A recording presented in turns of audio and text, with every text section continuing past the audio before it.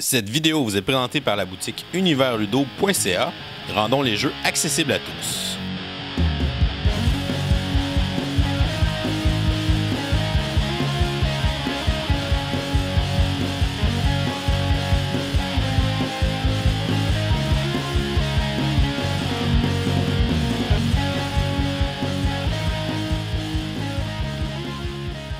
Salut les gamers, bienvenue à Professeur Board Game, je m'appelle David. Aujourd'hui à Board Game 101, on regarde ensemble le jeu Villainous, un jeu publié en 2018 par Wonderforge. Ça nous vient des auteurs de Prospero Hall, qui est en fait un collectif d'auteurs de jeux. C'est un jeu qui se joue de 2 à 6 joueurs et les parties vont durer environ 50 minutes. Le but du jeu va être d'incarner un des vilains classiques de Disney, comme le Capitaine Crochet, Jafar, Ursula et compagnie, et être le premier vilain à accomplir son grand plan machiavélique pour pouvoir l'emporter. C'est un jeu essentiellement de cartes où chaque vilain va avoir son propre deck de cartes qui est différent de celui des autres vilains et à l'aide des cartes de son deck va essayer d'accomplir son objectif maléfique le plus vite possible pour gagner la partie. Alors Villainous, je vous montre comment on joue et ensuite je vous dis ce que j'en pense. On va installer une partie pour 2 joueurs. On aura donc Jafar, le vilain sorcier dans Aladdin, contre Maléficent, la vilaine sorcière dans La Belle au bois dormant.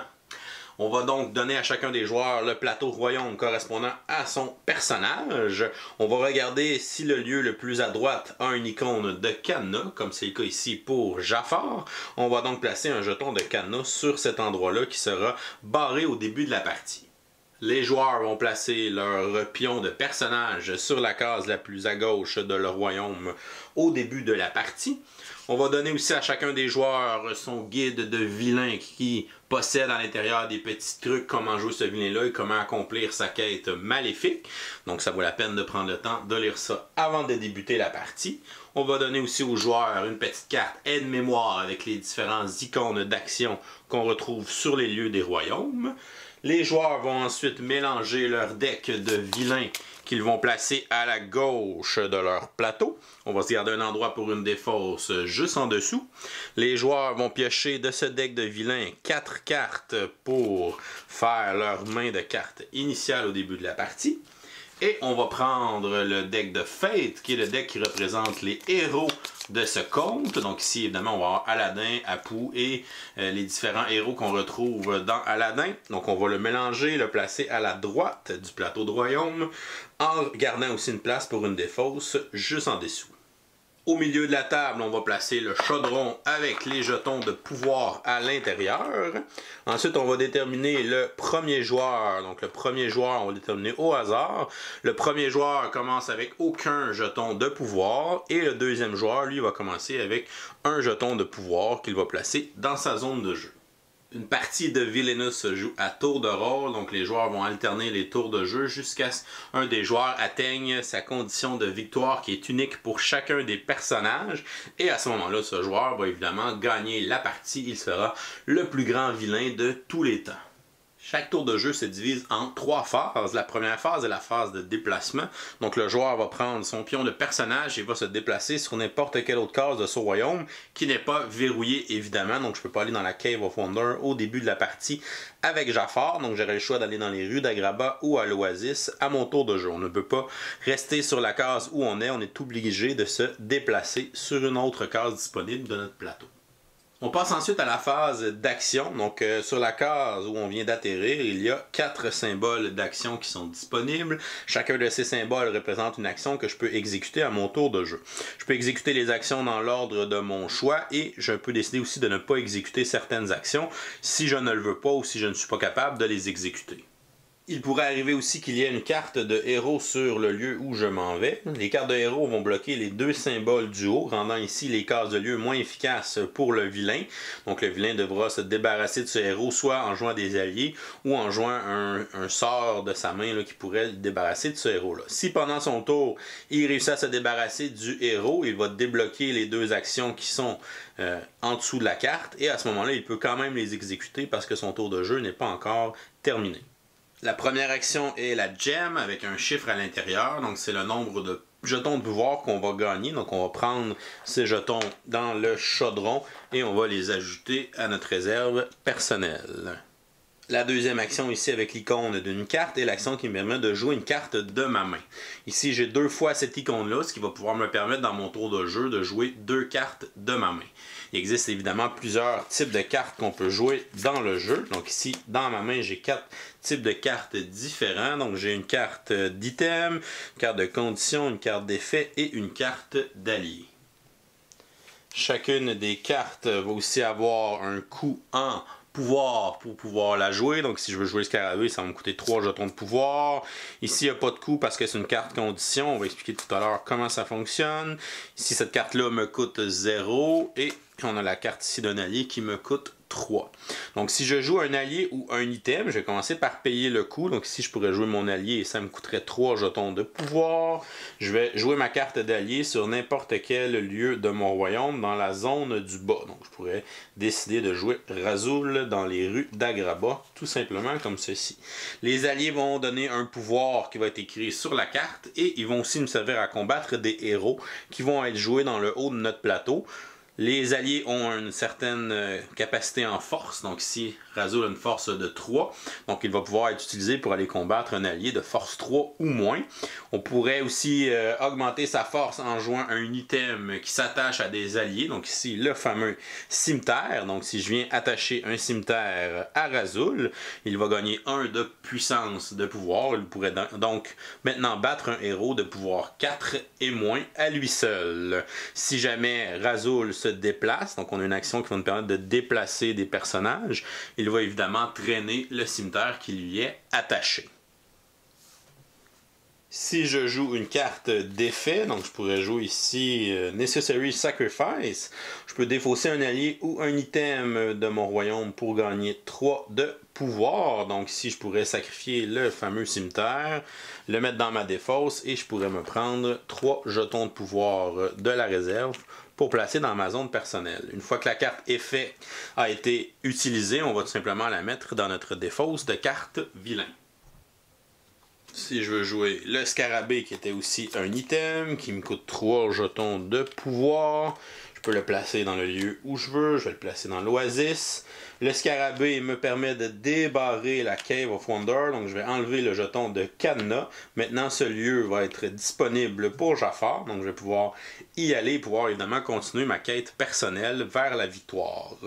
Évidemment, j'ai joué plus que les 2 cartes permises par ce tour de jeu-là, juste pour vous montrer un peu les différentes catégories de cartes et où on les place quand on les joue.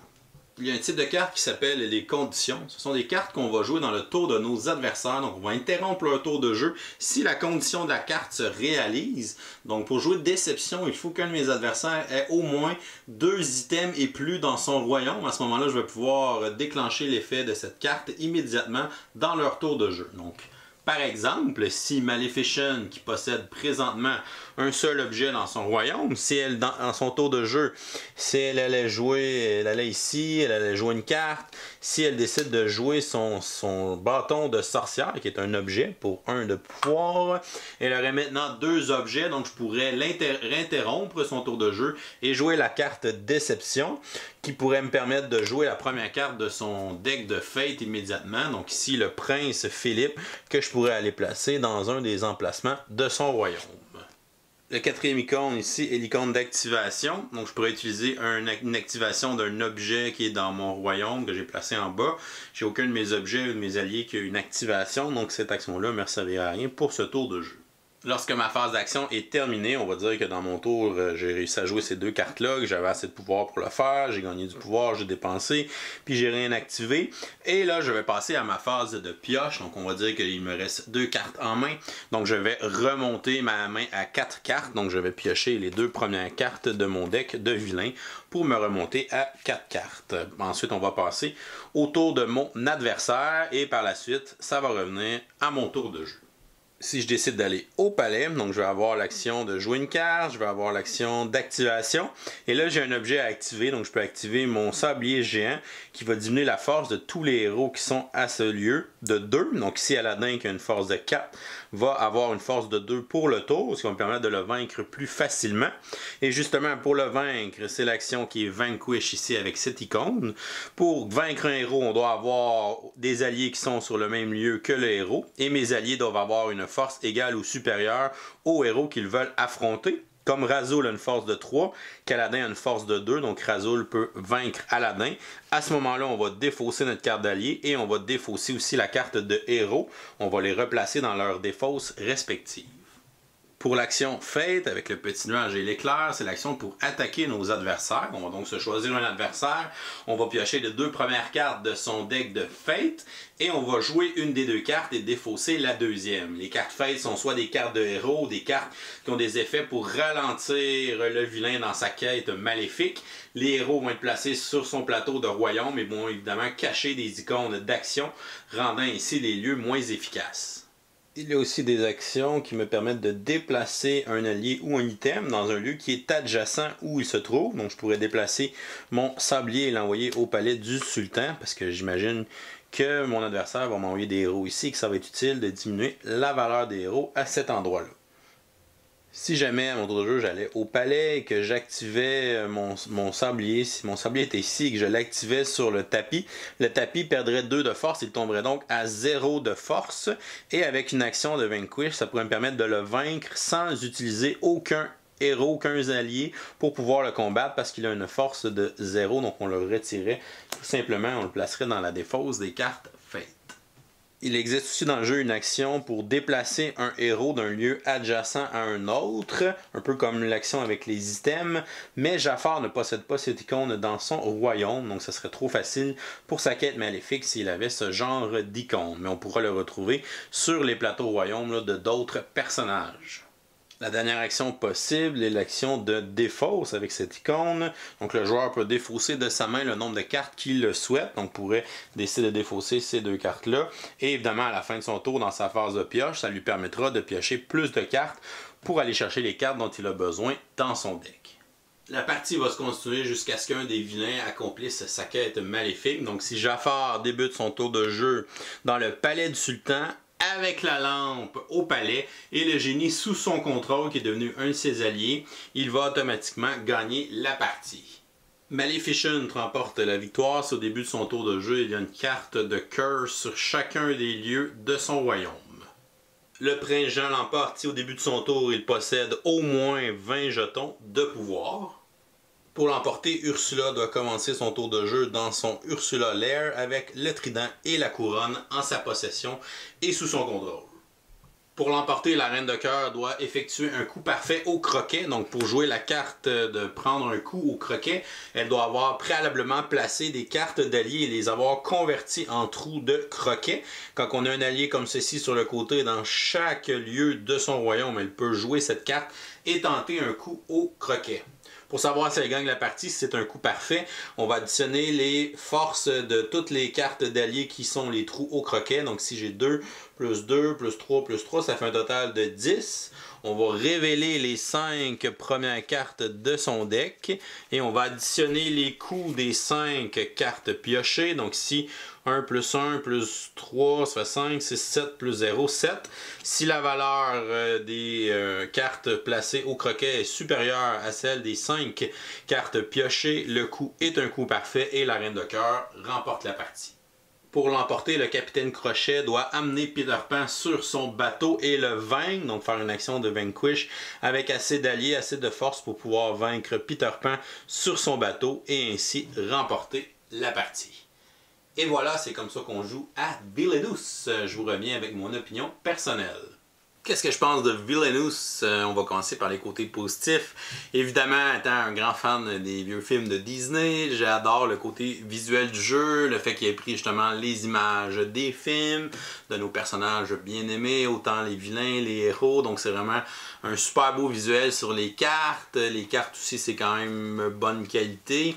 Donc ça, c'est très très bien réussi. Le thème du jeu, wow! Donc ça m'a vraiment jeté à terre à quel point ils sont allés dans la thématique de chacun des personnages, de chacun des contes, juste la condition de victoire qui est différente pour chaque vilain, donc il y a un rapport avec son histoire à lui, avec ses héros qui peuvent le battre, les héros quand ils vont venir l'attaquer, quand on attaque un adversaire avec les cartes de Fate, qu'on place les héros dans ses pattes, mais les héros ont des effets aussi qui sont très thématiques et des effets qui vont spécifiquement ralentir le plan de ce vilain-là. C'est pas juste aller mettre un héros pour bloquer des actions, rendre les actions moins efficaces. Oui, il y a ça, mais il y a plus que ça, donc il y a vraiment une belle réflexion qui a été faite dans le design de bien ficeler ça pour que ça fitte thématiquement avec l'univers de chacun des personnages. Donc si vous êtes vraiment des fans de ces personnages-là, des films de Disney, quand vous allez jouer, vous allez faire « Ah wow, cette carte-là, c'est vraiment cool, l'effet qu'ils ont donné, le petit clin d'œil, le petit easter eggs qu'on retrouve. » Par exemple, on a la carte, le crocodile qui a mangé la main, le capitaine Crochet. Donc si c'est une carte de héros, si je la mets à un endroit, c'est un héros qui a une certaine force. Mais si Capitaine Crochet se déplace sur cet endroit-là et qu'il va aller faire les actions de cet endroit-là où il y a le crocodile, il va défausser toute sa main. Donc il se fait manger sa main, donc il défausse toutes les cartes qui sont dans sa main. Fait que c'est des petites choses comme ça, thématiques, qui sont vraiment le fun puis qui rendent le jeu vraiment intéressant aussi. Le fonctionnement, l'asymétrie du jeu, c'est le fun qui a fait des petits guides justement pour chacun des vilains. Donc si tu l'as jamais joué, tu lis le petit guide, ça prend 2-3 minutes à l'œil, il n'y a pas beaucoup de texte. Donc ça va t'expliquer un peu c'est quoi ta stratégie, c'est comment tu vas faire ton plan maléfique. La première étape, tu vas faire ça, deuxième étape, tu vas faire ça, troisième étape, etc. Donc souvent il y a une espèce de progression dans notre plan, il faut faire les étapes dans l'ordre. Donc c'est tout indiqué dans le petit livre, on a des petits indices de stratégie aussi, donc super bien intéressant. Un beau petit tutoriel pour guider les joueurs un petit peu avant une première partie. La symétrie est vraiment le fun, le fait que chaque vilain a une condition de victoire qui est différente et étrangement tout ça fonctionne bien ensemble. Donc quand quelqu'un gagne la partie, ben, généralement les autres n'étaient pas très loin derrière, donc il leur manquait peut-être 1 ou 2, 3 tours pour accomplir le leur aussi. Donc c'est quand même assez serré. Puis c'est le fun dans les parties à plusieurs. Évidemment, quand un joueur se rapproche beaucoup de sa condition de victoire, là, les autres joueurs vont essayer de l'attaquer, vont essayer d'aller mettre des cartes faites dans ses pattes pour le bloquer, le ralentir. Fait que ça, c'est vraiment bien pensé. Puis la plupart des conditions de victoire se font au début de ton tour. Fait que quand tu atteins ta condition de victoire, ben là, les autres ils ont quand même une chance la plupart du temps d'aller mettre des bâtons dans les roues pour pouvoir te ralentir et t'empêcher de gagner. Donc un jeu qui a beaucoup d'interactions, fait que c'est vraiment le fun. Pendant le tour des autres, on peut avoir les cartes de conditions, donc on est attentif à ce qu'il fait. Ok, ah, t'as atteint la condition pour que je déclenche ma carte, tu la déclenches, je te fais un effet, je t'attaque. Donc c'est vraiment un petit take date qui est le fun puis qui est intéressant. C'est pas nécessairement un take date qui est destructeur, c'est un petit take date qui va nous ralentir, puis c'est un peu ça le but du jeu, de mettre des bâtons dans les roues. Pour les côtés négatifs, évidemment, c'est un jeu de cartes. Donc des fois, le hasard des cartes va faire qu'un joueur peut prendre l'avance très facilement parce qu'il a commencé avec 2 des 3 cartes qu'il a besoin pour sa quête. Fait que les 2 premiers tours, il va les jouer. Là, sa quête est déjà très avancée, donc il prend un lead assez grand sur les autres joueurs. Puis des fois, ça va être justement impossible à rattraper. Fait que ça, c'est un petit aspect qui est peut-être un peu plate. Il y aurait peut-être une règle qui aurait pu être mise que certaines cartes, justement, tu peux pas commencer avec ces cartes-là dans ta main de départ pour que ce soit obligatoirement dans ton deck. Fait que ça peut laisser une chance peut-être à tout le monde un peu plus d'aller fouiller dans son deck ou de justement que ça prend quelques tours avant que j'obtienne la première carte pour commencer ma quête ou quelque chose comme ça pour pouvoir un peu mitiger la chance là, de piger les bonnes cartes en partant. L'autre côté négatif, je trouve, c'est le nombre de joueurs. Donc le jeu se joue de 2 à 6. Je vous conseille pas de jouer à plus que 3. Peut-être 4, là, mais même à 4, ça va commencer à être long comme jeu. Ça va être long avant aussi que ça revienne à notre tour de jeu. Je pense que le jeu va être idéal à 2 et 3 joueurs. Justement, à 4 et plus, je pense que c'est un jeu qui va s'éterniser un peu. Les parties vont peut-être durer 1 heure, 1 heure et demie, ben, en fait 1 heure et demie, 2 heures, au lieu du 50 minutes, 1 heure que c'est censé durer. Quand les parties durent entre 45 minutes, 1 heure, je pense que c'est vraiment l'idéal pour ce type de jeu-là, ce petit jeu de cartes-là. mais qu'au-delà de ça, ça devient long et ça peut devenir un peu répétitif. Donc, je vous conseille 3 joueurs et moins pour jouer à Villainous. Malgré tout, c'est un jeu qui m'a énormément surpris. C'est un jeu que j'avais vraiment hâte de me procurer au Gen Con. Je trouvais que ça avait l'air cool, le petit concept de jouer les vilains de Disney, mais quand j'ai joué, j'ai trouvé ça encore meilleur que ce que je pensais. Donc, je vais lui donner une note de A-, donc un excellent jeu de cartes, très thématique, avec une très belle saveur Disney, aussi la twist de jouer les vilains, que ça fait changement aussi de temps en temps. Mais vraiment de voir tous les éléments, comment ça fonctionne dans le jeu, comment c'est thématique, comment ça nous rappelle ces souvenirs-là de ces personnages et vilains-là de Disney, c'est vraiment fantastique. Ça reste un jeu de cartes qui est très intéressant aussi. Il faut apprendre à manipuler son deck, aller chercher les cartes qu'on a besoin. Donc il y a beaucoup de façons d'aller fouiller dans notre deck, dans notre défausse ou quoi que ce soit. Fait qu'on n'est jamais vraiment mal pris dans le jeu. Si notre deck, si on passe au travers, on va le rebrasser, donc on n'a pas perdu la partie.